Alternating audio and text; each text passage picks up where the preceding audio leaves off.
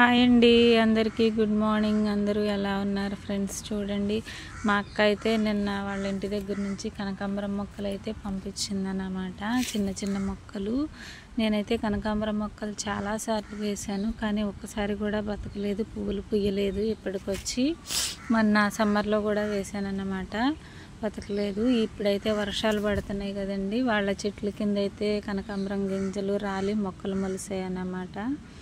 వాటిని అయితే పంపించింది. తడిగా ఉంది కదా, వర్షం పడుతుంది, మొక్కలు బ్రతుకుతాయని చెప్పి నేనైతే వీటిని ఇంటి దగ్గర పాతేసుకున్నాను అనమాట. చిన్న చిన్న మొక్కలే కదా, 3 మొక్కలు 2 మొక్కలు అలా వేసుకున్నాను అనమాట. తవ్వేసి ఇవ్వండి, ఈసారి అయితే ఖచ్చితంగా పువ్వులు పూపియాలని చెప్పి పట్టుదలతో జాగ్రత్తగా వేశాను.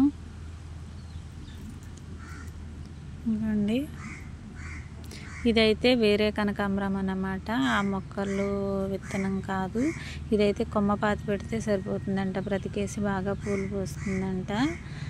అందుకని చెప్పి ఇది కొమ్మే పంపించింది, కొమ్మనే పాతి పెడుతున్నాను అన్నమాట. అయిపోయినాయి మొక్కలన్నీ అయితే వేసేసుకున్నాను. ఇప్పుడు వీటికైతే చిన్న చిన్నగా కొంచెం పాదు, అక్కడ మొక్క చుట్టూ పాదు అయితే చేద్దాం అనుకుంటున్నాను. ఎందుకంటే నీళ్ళు అలా పోసేస్తే వేర్లు బయటకు వచ్చేస్తాయి కదా, మొక్క పడిపోతుంది కదా. అందుకని చెప్పి కొంచెం చిన్నగా అట్లా పాదులాగా చేస్తున్నాను. వాటిల్లో నీళ్లు పోద్దామని చెప్పి, వాటిలో నీళ్ళు పోస్తే నీళ్ళు నిలవ ఉండి బాగా వేర్లకు పడతాయి అన్నమాట. వేరు తొందరగా అతుక్కుంటుంది. ఇవ్వండి, ఇలా అయితే నేను చేసుకుని నీళ్ళు పోసేసుకుంటున్నాను. ఇలా కొంచెం బ్రతికే వరకు రోజు ఒక 4-5 రోజులు పొద్దున్నే సాయంత్రం నీళ్ళు పోసుకుని తర్వాత ఒక పూట అయితే పోస్తే సరిపోతుంది, మొక్కలు బ్రతికేస్తాయి.